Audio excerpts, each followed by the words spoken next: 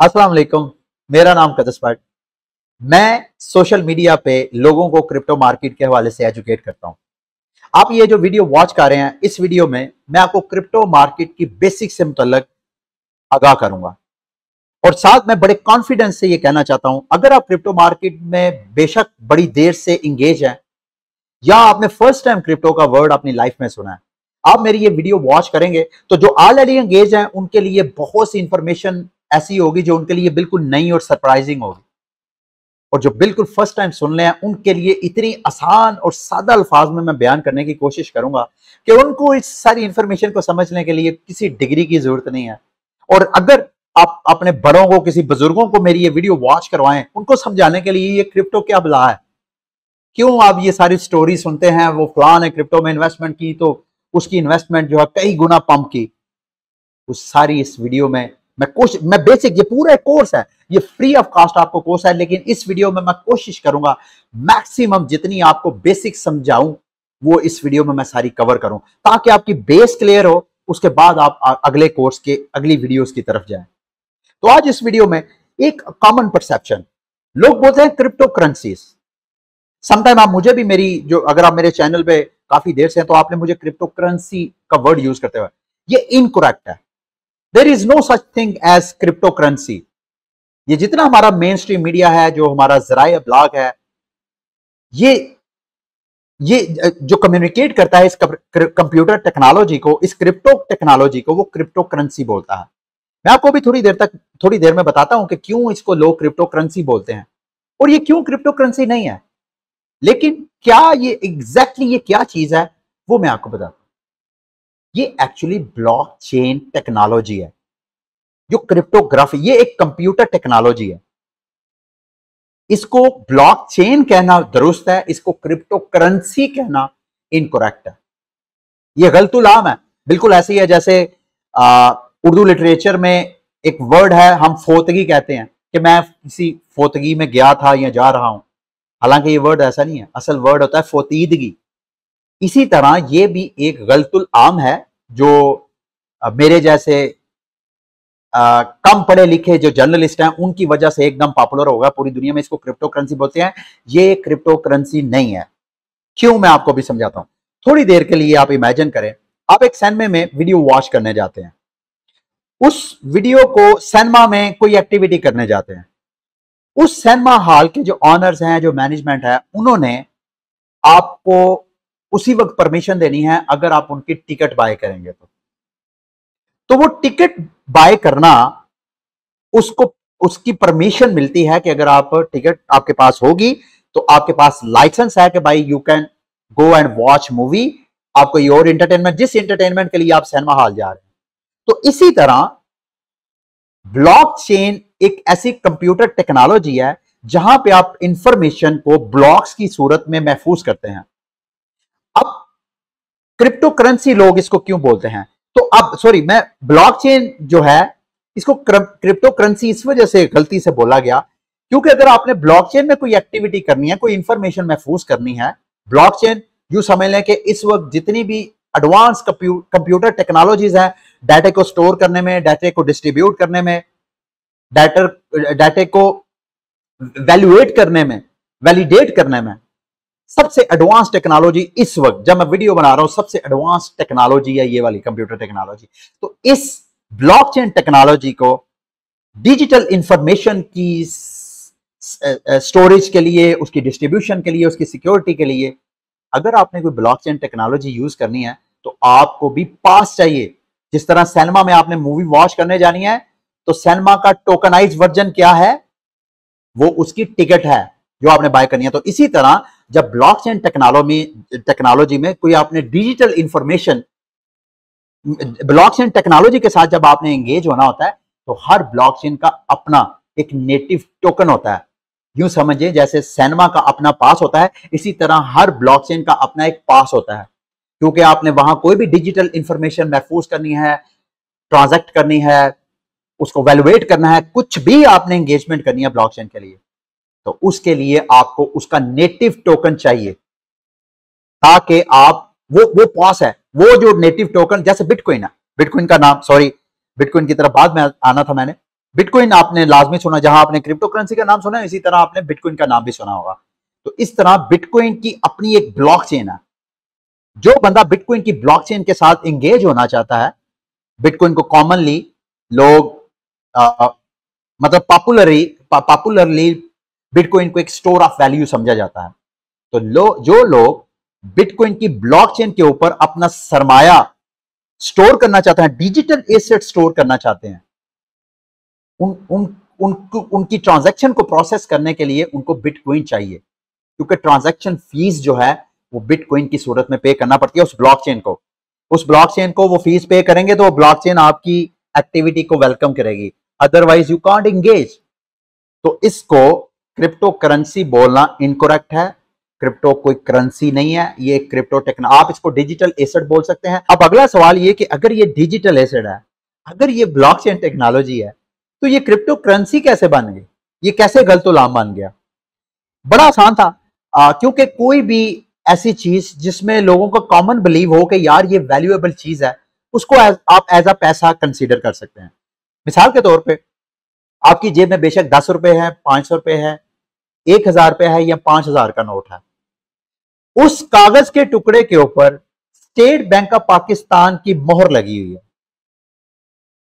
उस कागज के टुकड़े की, एक कागज का टुकड़ा बेशक सेम साइज का है, लेकिन स्टेट बैंक ऑफ पाकिस्तान ने अगर ऊपर स्टैंप लगा दी तो हम सब पाकिस्तानियों का बिलीव हो गया कि भाई ये कागज का टुकड़ा नहीं है, बल्कि ये 5000 का नोट है, ये 10 रुपए का नोट है। ये हमारा कॉमन बिलीव है जो उस कागज के टुकड़े को वैल्यू देता है। ये तो खैर सेंट्रलाइज एक बॉडी है ना जो जमानत देती है कि ये कागज का टुकड़ा इतनी वैल्यू का है। आप थोड़ी देर के लिए इमेजिन करें, जो डिसेंट्रलाइज्ड वैल्यूएबल प्रोडक्ट्स हैं, आइटम्स हैं, जैसे कि गोल्ड है। अब गोल्ड की वैल्यू जो है किसी सेंट्रल बॉडी ने डिसाइड नहीं की, वो सारी दुनिया में एक यूनिवर्सल करेंसी है। उसको बल्कि रॉबर्ट कियोसाकी जो है, जो फाइनेंशियल एक्सपर्ट्स हैं, पुअर डैड और रिच डैड के जो ऑथर्स हैं उनका, वो तो कहते हैं गोल्ड इज गॉड्स मनी। अल्लाह ताला ने ये जब इंसानों को दुनिया में भेजा तो अल्लाह ताला ने उनके लिए ये करेंसी भेजी। तो गोल्ड की वैल्यू सिर्फ हम सबका कॉमन बिलीव है कि ये एक वैल्यूएबल प्रोडक्ट है। तो मेरे दोस्तों भाइयों, इसको भी लोग क्रिप्टो करेंसी इस वजह से, क्योंकि ब्लॉकचेन के ऊपर ट्रांजैक्शंस करने के लिए, जैसे मैंने आपको एक्सप्लेन किया कि ब्लॉकचेन के साथ एंगेज होने के लिए आपको उसका पास चाहिए, उसके टोकन्स चाहिए, उसके कॉइन्स चाहिए। तो वो कॉइन्स और टोकन जो उसके यूजर्स हैं ब्लॉकचेन के, उनका कॉमन बिलीव है कि ये एक वैल्यूएबल चीज है। तो इस वजह से जैसे सोने को लोग करेंसी समझते हैं, इसी वजह से ये जो डिजिटल एसेट्स हैं, इसी तरह जो कंप्यूटर टेक्नोलॉजी के टोकन्स और कॉइन्स हैं, उनको लोग क्रिप्टो करेंसी समझते हैं। अगर आप लोगों ने ये कॉइन्स और टोकन्स का वर्ड्स पहली बार सुना है तो इसके बारे में भी आपको मैं थोड़ा सा गाइड कर देता हूं। क्रिप्टो मार्केट में आपको टोकन्स और कॉइन्स दो मुख्तलिफ चीजें हैं। कॉइन्स कहते हैं ब्लॉकचेन का जो अपना नेटिव टोकन होता है, उसको आप कॉइन बोलते हैं। जबकि अगर उस ब्लॉकचेन के ऊपर अगर नए प्रोजेक्ट लॉन्च किए जाएं, नए टोकन्स उस ब्लॉकचेन के ऊपर लॉन्च किए जाएं, तो उनको आप टोकन्स बोलते हैं। मिसाल के तौर पे मार्केट में इथेरियम एक ब्लॉकचेन है, जैसे बिटकॉइन एक ब्लॉकचेन है, इसी तरह इथेरियम भी एक ब्लॉकचेन है। उस ब्लॉकचेन का एक अपना नेटिव टोकन है जिसको आप इथेरियम या ईथ बोलते हैं, ETH। अब ना सिर्फ उस ब्लॉकचेन का अपना कॉइन है ईथ, बल्कि आप इथेरियम की ब्लॉकचेन के ऊपर और भी टोकन लॉन्च कर सकते हैं। आप गेम्स लॉन्च कर सकते हैं, आप NFTs अपनी बना के वहां पे लॉन्च कर सकते हैं, सिक्योर कर सकते हैं। तो आप अगर इस तरह कोई अपना प्रोजेक्ट लॉन्च करते हैं किसी की ब्लॉकचेन के ऊपर, तो जो आपका अपना प्रोजेक्ट का टोकन होगा, जो वो नेटिव करेंसी होगी, आपके अपने छोटी दुकान, मतलब फॉर एग्जांपल यूं समझ ले ब्लॉकचेन एक मार्केट है, उस मार्केट का लाइसेंस आपने उस हलके के कमिश्नर से या उस हलके के पटवारी से लाइसेंस लेना है मार्केट बनाने के लिए। उसके बाद आपकी मार्केट के अंदर जो दुकानदार अपनी अपनी दुकानें खोलेंगे, उनके जो अपने अपने बिजनेसेस होंगे, उन बिजनेसेस की इंगेजमेंट के लिए उन्होंने अपनी एक करेंसी बनाई होगी, तो वो करेंसी उनका टोकन होगा। जबकि उसकी जो मेन मार्केट का अपना टोकन होगा, वो टोकन उनका कॉइन होगा। यानी जब तक जो लोगों की इंगेजमेंट है उस दुकान की हद तक है, यानी उस क्रिप्टो प्रोजेक्ट के हद तक है, तो उस वक्त तक उनकी दुकान का अपना टोकन जो है वो उनके यूजर यूज करेंगे। जैसे ही उनका डाटा उस दुकान से निकल के मार्केट यानी उस प्रोजेक्ट से निकल के ब्लॉकचेन में के साथ एंगेजमेंट करेगा, तो उस वक्त उस ब्लॉकचेन का नेटिव कॉइन यूज होगा, उस वक्त उसका टोकन जो है वो यूज नहीं होगा। अब इसी सिलसिले की एक और चीज यानी ब्लॉकचेन एक्चुअली है क्या, मुख्तसर तो मैं आपको बयान कर चुका था। ब्लॉकचेन एक्चुअली आप इसको दो हिस्सों में डिवाइड कर लें समझने के लिए। ब्लॉकचेन यानी ये ब्लॉक्स हैं, और ब्लॉक्स भी इस सूरत में कि वो चेन्स बना के ब्लॉक्स हैं, यानी ब्लॉक्स जो कि चेन्स की सूरत में आपस में जुड़े हुए हैं।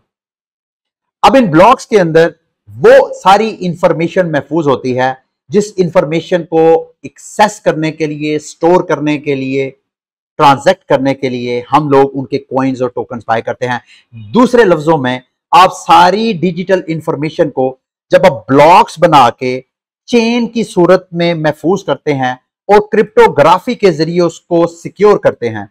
क्रिप्टोग्राफी एक कंप्यूटर की एडवांस, इस वक्त मौजूदा जब मैं वीडियो बना रहा हूं, एडवांस टेक्नोलॉजी है कंप्यूटर की, अभी तक इसका तोड़ नहीं है। जो आप इंफॉर्मेशन हैशिंग यानी क्रिप्टोग्राफी के जरिए सिक्योर हैशिंग करके महफूज करते हैं, उसको आप कोई एडवांस इस वक्त का जो state of the art technology है उसके जरिए भी उसको क्रैक नहीं कर सकते। सिर्फ एक ऐसी टेक्नोलॉजी है जो इस क्रिप्टोग्राफी से सिक्योर किए गए डाटे इंफॉर्मेशन को ब्रेक कर सकती है, जो कि अभी तक इंसान ने डेवलप नहीं की, उसको क्वांटम कंप्यूटिंग बोलते हैं। तो इस वक्त मौजूदा इंसान की जो लेटेस्ट सबसे मॉडर्न एडवांस टेक्नोलॉजी है उसको क्रिप्टोग्राफी बोलते हैं। और जब आप उन क्रिप्टोग्राफी टेक्नोलॉजी के जरिए डिजिटल इंफॉर्मेशन को ब्लॉक्स की सूरत में और उन ब्लॉक्स को अब चेन्स की सूरत में, इस तरह के जो हर नया ऐड होने वाला ब्लॉक सबसे लास्ट वाले ब्लॉक के साथ अटैच होता है, तो उसको आप ब्लॉक चेन कह सकते हैं। इसको डिजिटल लेजर भी बोलते हैं। लेजर यानी खाता, डिजिटल खाता। मैं इसकी मिसाल के तौर पर ये जो मैं कह रहा हूं ना, जो आखिरी ब्लॉक है वो, जो नया ब्लॉक है वो आखिरी ब्लॉक पे ऐड होगा। मिसाल के तौर पे एक ब्लॉकचेन है जिसकी ABCD ब्लॉक्स ऑलरेडी जो हैं बन चुके हैं और उसकी चेन बन चुकी है ABCD की। अब जब E वाला ब्लॉक आएगा तो ऐसा नहीं है वो A के साथ लिंक होगा, नहीं, वो जो लास्ट वाला D वाला ब्लॉक है उसके साथ। तो ये वो ब्लॉकचेन टेक्नोलॉजी है। अब इसमें रेवोल्यूशन क्या है, क्यों लोग इसमें इन्वेस्टमेंट करते हैं, क्यों ये क्रिप्टो करेंसी बन गई है? क्योंकि ये सबसे एडवांस इस वक्त मौजूदा इंसानी कंप्यूटर टेक्नोलॉजी का सबसे एडवांस वर्जन है। और दूसरा इसकी अट्रैक्शन डिसेंट्रलाइजेशन है। सिक्योरिटी एक मैटर है कि ये सिक्योर है, दूसरा ये डिसेंट्रलाइज है। इस टेक्नोलॉजी का कोई मालिक नहीं है। हर जो कंप्यूटर इंजीनियर है जिसको कंप्यूटर टेक्नोलॉजी आती है वो खुद अपनी ब्लॉकचेन बना के एक ऐसा सॉल्यूशन, रियल वर्ल्ड जो प्रॉब्लम्स हैं, ट्रबल्स हैं, उनको सॉल्व करने के लिए अगर वो ऐसी चेन डेवलप करता है, ब्लॉकचेन डेवलप करता है, तो लोग उसके टोकन्स, उसके कॉइन्स बाय करना शुरू कर देंगे। क्योंकि लोगों को पता है कि यार इस वक्त कंप्यूटर की सबसे एडवांस टेक्नोलॉजी ये है। तो जो क्रिप्टो करेंसी को क्रिप्टो करेंसी बनाना, इस ब्लॉकचेन टेक्नोलॉजी की जो खसूसियात है, यानी एक तो ये सबसे सिक्योर है, दूसरा ये डिसेंट्रलाइज है, और तीसरा इसके ऊपर आप पूरी एक दुनिया बिल्ड कर सकते हैं। जो हमारा फाइनेंशियल सेटअप है सारा, इवन हमारी बैंकिंग चैनल, मतलब जो हमारे सेंट्रल बैंक्स आवाम की, इंसान की खिदमत करने के लिए, यानी वो पैसे की डिस्ट्रीब्यूशन, पैसे की क्रिएशन, मतलब पैसा बनाना, उसको सिक्योर करना, उसको डिस्ट्रीब्यूट करना, ये सारे काम ब्लॉकचेन टेक्नोलॉजी के जरिए और डिसेंट्रलाइज मेथड के जरिए आप कर सकते हैं। तो इस वजह से इसकी ब्लॉकचेन की डिमांड है, उसकी मांग है। और जब ब्लॉकचेन की तरफ लोग रुझान करते हैं तो वो जाहिर बात है वो उसके कॉइन्स उस ब्लॉकचेन के खरीदते हैं, और जब कॉइन्स खरीदते हैं तो उनकी वैल्यू जो है डिमांड बढ़ने की वजह से वो बढ़ती है। इस वजह से लोग उसको क्रिप्टो करेंसी बोलते हैं। तो उम्मीद है कि यहां तक आपको जो क्रिप्टो करेंसी और ब्लॉकचेन की बेसिक्स का पता चल गया होगा। अब अगले सवाल की तरफ आते हैं कि मार्केट में कितने किस्म की ब्लॉकचेन मौजूद है। वैसे तो आप इसको दो हिस्सों में डिवाइड कर सकते हैं, एक बिटकॉइन और दूसरा आल्ट कॉइन्स। लेकिन इस वक्त अगर आप कॉइन मार्केट कैप एक ऐसी वेबसाइट है जहां पे आप क्रिप्टो करेंसी उसकी मार्केट के हवाले से मुख्तलिफ किस्म की इंफॉर्मेशन ले सकते हैं। फॉर एग्जांपल क्रिप्टो मार्केट में इस वक्त टोटल सरमाया कितना है, या किसी एक खास क्रिप्टो कॉइन या किसी एक खास क्रिप्टो टोकन के पीछे लोगों ने कितना सरमाया इन्वेस्ट किया हुआ है, उसकी टोकन्स की सप्लाई या कॉइन्स की टोटल सप्लाई कितनी है, तो ओवरऑल सारी इंफॉर्मेशन। तो वहां पे कॉइन मार्केट कैप में जो टोटल इस वक्त क्रिप्टो करेंसीज की तादाद है वो है 20,373। इस वक्त कॉइन मार्केट कैप के डाटा के मुताबिक 20,000 से ज्यादा मार्केट में क्रिप्टो करेंसीज आपको नजर आएंगे, या ब्लॉकचेन डिजिटल एसेट्स नजर आएंगे। उसमें कॉइन्स भी हैं और उसमें टोकन्स भी हैं। आप इसको आसानी से समझने के लिए 3 जनरेशन में डिवाइड कर दें। जनरेशन 1 में कौन सी ब्लॉकचेन इस्तेमाल होती हैं? जनरेशन 1 का आगाज होता है बिटकॉइन के साथ। बिटकॉइन ने ब्लॉकचेन टेक्नोलॉजी का आगाज किया। जब बिटकॉइन ने ब्लॉकचेन टेक्नोलॉजी इंट्रोड्यूस करवाई कि हम इस तरह डिजिटल इंफॉर्मेशन को ब्लॉक्स की सूरत में क्रिप्टोग्राफी के जरिए हम सिक्योर कर सकते हैं, और इसके लिए हमें किसी थर्ड पर्सन की जरूरत नहीं, बल्कि ये सारी इंफॉर्मेशन एक डिसेंट्रलाइज कंप्यूटर्स के नेटवर्क के जरिए हम सिक्योर कर सकते हैं, उसको डिस्ट्रीब्यूट कर सकते हैं, उसको क्रिएट कर सकते हैं। तो इस टेक्नोलॉजी के साथ जो कॉइन आया वो बिटकॉइन था। इसको आप फर्स्ट जनरेशन बोल सकते हैं। लेकिन आहिस्ता आहिस्ता जो कंप्यूटर साइंटिस्ट थे, हम इंसान इसी तरह तरक्की करता है, जब कोई नई नई चीज डेवलप होती है, कोई इन्वेंशन आती है, तो उस मार्केट के हवाले से उस फील्ड से रेलिवेंट लोग जो हैं उसको मजीद, उसमें जो खराबियां हैं, उसमें जो कमी बेशियां रह गई हैं, उसको एडवांस करने की कोशिश करते हैं। तो जब बिटकॉइन को एडवांस करने की कोशिश की गई, तो बिटकॉइन का अगला एडवांस वर्जन, जिसको आप सेकंड जनरेशन ब्लॉकचेन्स भी बोल सकते हैं, वो सबसे पहला आया इथेरियम।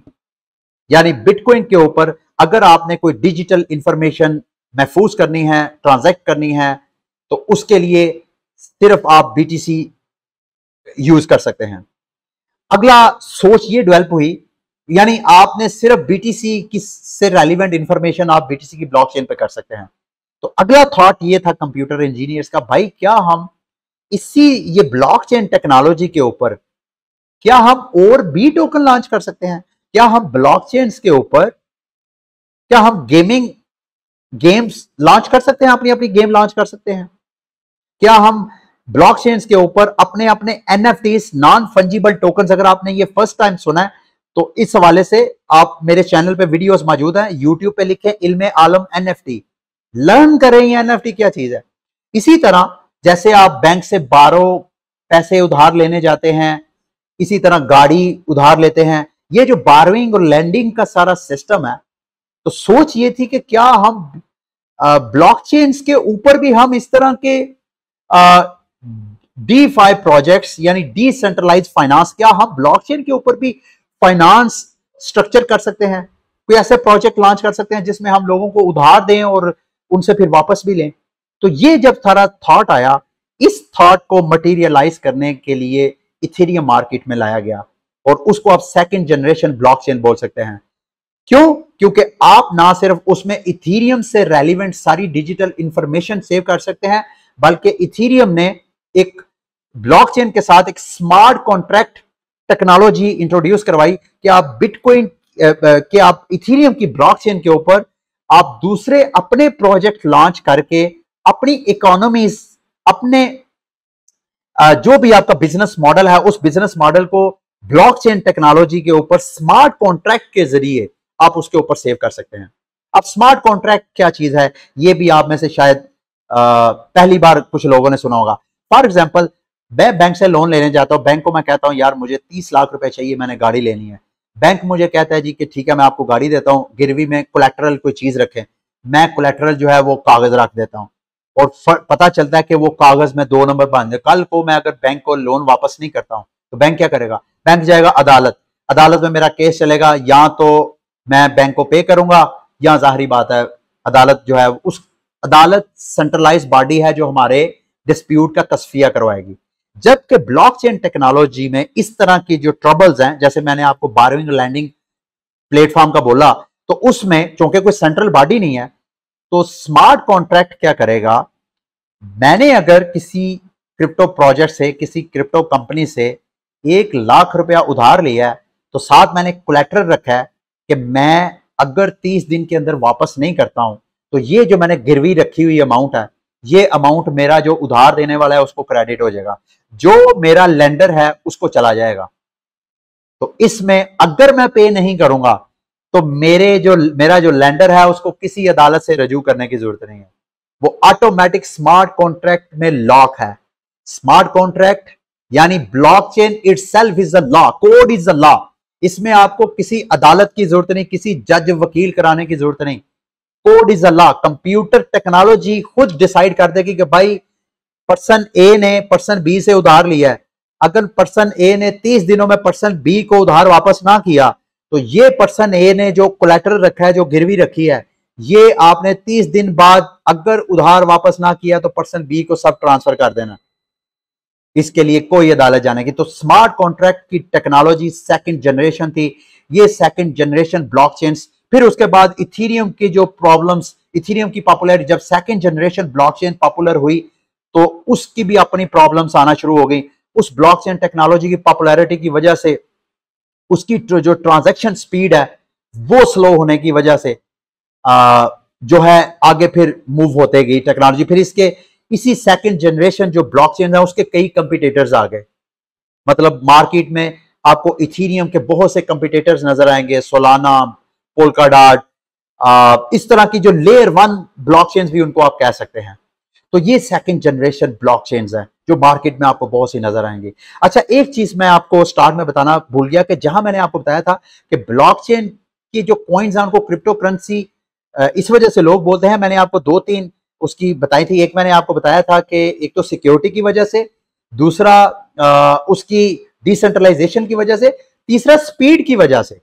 ये मैं स्पीड आपको मेंशन करना भूल गया।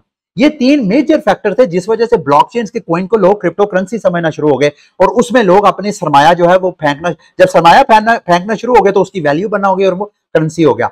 तो speed itself is a matter. रवायती हमारे बैंकिंग सेंटर से अगर यहां से आपने पैसा भेजना है किसी दुनिया के दूसरे कोने में, तो इस वक्त जितनी भी रवायती हमारा फाइनेंशियल सेक्टर है, इवन जो मुझे गूगल, आप जो मेरी वीडियो वॉच कर रहे हैं, इस पे जो मेरी अर्निंग होती है वो अर्निंग मेरे बैंक अकाउंट में रिफ्लेक्ट होते होते 2 से 3 दिन लग जाते हैं। तो ये प्रोसेस इंस्टेंट, ये जो ब्लॉकचेन टेक्नोलॉजी है इसमें information, digital information, instant transactions होती है। तो ये 3 ऐसे फैक्टर्स थे, सिक्योरिटी, डिसेंट्रलाइजेशन और स्पीड। इस वजह से लोग ब्लॉकचेन टेक्नोलॉजी को, एक ऐसी टेक्नोलॉजी जो कि वैल्यूएबल हो सकती है, उसमें अपना सरमाया इन्वेस्ट करना शुरू हो गए। उम्मीद है कि आपको फर्स्ट जनरेशन ब्लॉकचेन यानी बिटकॉइन के हवाले से भी थोड़ी सी बेसिक समझ आ गई होगी, और सेकंड जनरेशन ब्लॉकचेन जिसमें इथेरियम और उसके मुकाबल जितने प्रोजेक्ट्स आपको ब्लॉकचेन्स नजर आ रहे हैं उनकी सारी समझ आ गई होगी। फिर मैंने आपको बताया कि सेकंड जनरेशन ब्लॉकचेन एक स्मार्ट कॉन्ट्रैक्ट या स्मार्ट कॉन्ट्रैक्ट बेस्ड ब्लॉकचेन्स होती हैं, यानी उन ब्लॉकचेन के ऊपर जो और टोकन्स लॉन्च होते हैं वो अपना डाटा, अपनी इंफॉर्मेशन भी इनके ब्लॉकचेन पे महफूज करते हैं, और वो ब्लॉकचेन जो है सेकंड जनरेशन ब्लॉकचेन उनसे अपने टोकन की गैस फीस चार्ज करती है। जैसे इथेरियम के ऊपर अगर कोई प्रोजेक्ट लॉन्च होता है, उसके यूजर अगर इथेरियम में अपना डाटा सेव करते हैं तो उस डाटे की वो गैस फीस पे करते हैं इथेरियम की सूरत में। तो इस तरह ये जो सेकंड जनरेशन ब्लॉकचेन्स हैं वो गैस फीस के जरिए अपनी रेवेन्यू जनरेट करते हैं। अच्छा, अब इस वक्त गुंजाइश है कि मार्केट में एक तीसरा थर्ड जनरेशन ब्लॉकचेन भी आए। अब ये थर्ड, जैसे मैंने आपको बताया कि पहली जो जनरेशन की ब्लॉकचेन थी उसमें कमी थी कि उसके ऊपर सिर्फ बीटीसी का डाटा ही, बिटकॉइन का डाटा ही सेव होता था। तो उसको एडवांस करके स्मार्ट कॉन्ट्रैक्ट के जरिए सेकंड जनरेशन कर दिया गया कि उसमें ना सिर्फ इथेरियम का बल्कि इथेरियम के ऊपर लॉन्च होने वाले जो टोकन्स हैं उनका डाटा भी उसमें महफूज हो सकता है। अब जो तीसरी जनरेशन के ब्लॉकचेन जिनकी इस वक्त जरूरत है और जिसकी इस वक्त क्रिप्टो मार्केट में कमी है, वो है कि ये ब्लॉकचेन्स आपस में कम्युनिकेट नहीं करती हैं। इनकी इंटरऑपरेबिलिटी, यानी एक ब्लॉकचेन दूसरी ब्लॉकचेन के साथ, मेरे पास इथेरियम पड़ा है, अगर मैंने इथेरियम की जो वैल्यू उधर ट्रांसफर करनी है तो वहां पे मुझे पेज टोकन मिलते हैं। और आने वाले वक्तों में जब हम कोई ऐसी ब्लॉकचेन टेक्नोलॉजी डेवलप कर लेंगे कि वो इंटरऑपरेबल हो, इसको मिसाल के तौर पर आपके पास अगर किसी एक बैंक, आपके पास एचबीएल में फंड्स पड़े हैं, आपने अगर फंड्स बेचने हैं एमसीबी में या स्टैंडर्ड चार्टर्ड में, तो आप उसका बैंक अकाउंट लेते हैं, उसके अकाउंट में पैसे डाल देते हैं, क्योंकि ये सारे बैंक्स आपस में लिंक्ड हैं, ये इंटर ऑपरेबल हैं। अभी तक सेकंड जनरेशन तक ब्लॉकचेन्स जो हैं वो आपस में इंटर ऑपरेबल नहीं है। अब थर्ड जनरेशन ब्लॉकचेन्स ने आना है, और मेरे दोस्तों भाइयों, जब आना है तो उस बिग अपॉर्चुनिटी को आपने मिस नहीं करना। और थर्ड जनरेशन ब्लॉकचेन्स, ये जो कमी रह गई है सेकंड जनरेशन ब्लॉकचेन में, कि ये सारी ब्लॉकचेन, ये सारी टेक्नोलॉजीज एक दूसरे के साथ कम्युनिकेट नहीं करती हैं, और अगर वो कोई ब्रिजेस बना के कम्युनिकेट करते हैं तो उसमें हैकिंग के चांसेस जो है वो, उसमें लूप होल रह जाता है, जिसकी वजह से हैकिंग हो जाती है। तो थर्ड जनरेशन मेरे नॉलेज में नहीं है, शायद ऑलरेडी कोई थर्ड जनरेशन ब्लॉकचेन मार्केट में ऑलरेडी अवेलेबल हो।